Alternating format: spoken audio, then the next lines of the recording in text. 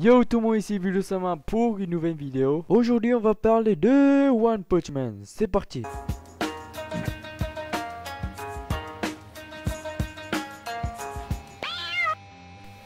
One Punch Man en japonais ça veut dire Wabaman. À l'origine, One Punch Man est un webcomic qui a été écrit et dessiné par un groupe d'amateurs qui s'appelle One et publié depuis le 3 juin 2009. Cette série est devenue très populaire quelques mois après avec plus de 10 millions de visiteurs et une moyenne de 20 000 visites par jour. Donc l'histoire de One Punch Man part de la vie de Saitama, un chômeur qui se décide d'être un super-héros un jour et qui se sacrifie pendant 3 ans pour s'entraîner.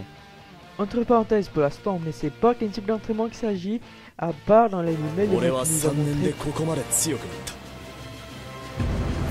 腕立て伏せ100回上体起こし100回スクワット100回そしてランニング10キロこれを毎日やる1年半後だった Mais je crois pas c'est grâce à ça qu'il est devenu fort, car même son élève lui aussi l'avait dit. ふざけないでください。え？それは一般的な筋力鍛錬だ。しかも大してハードでもない通常レベルだ。 Voilà, et après il a réussi à développer un puissant pouvoir lui permettant de vaincre n'importe quel type d'ennemi en seulement un coup de poing. Puis malheureusement pour Saitama, les personnages principaux de One Punch Man, qui a perdu tous ses cheveux endurant ses entraînements qui lui rend terriblement fort. Mais après ça, notre Saitama est pas très l'air content, car sa forme montreuse est pour lui un gros problème, parce qu'il ne trouve pas d'adversaire à sa mesure et qu'il s'ennuie dans son métier d'héros.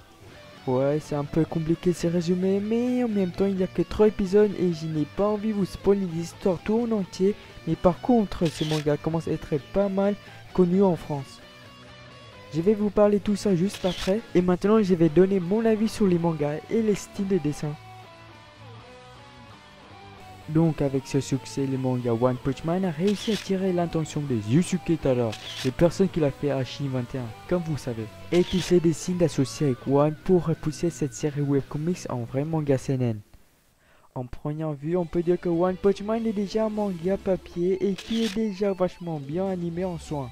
En effet que le manga est particulièrement connu pour ses séries de double pages hyper détaillées, découpées l'image par l'image. Du coup, il fallait absolument qu'il continue comme ça et je vous laisse regarder ces extraits.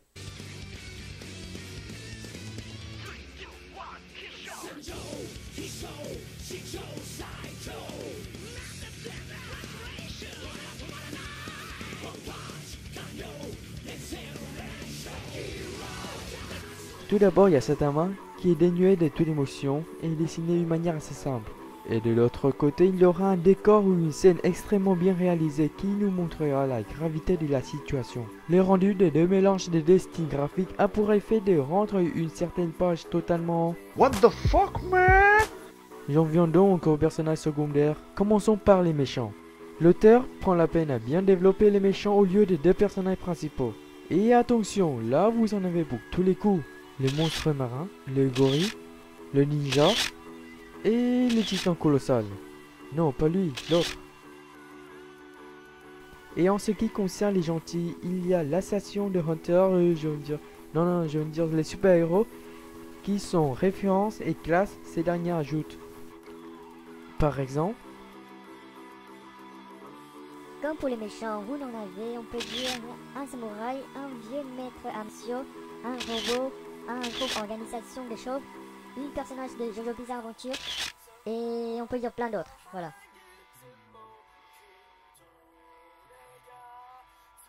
Et maintenant une dernière raison de plus. Vu qu'on n'a toujours pas les mangas en adaptation française, en plus t'as envie de regarder les scans de One Punch Man, bah clique juste ici pour accéder au site et tu trouveras les scans de One Punch Man. Allez, bonne chance.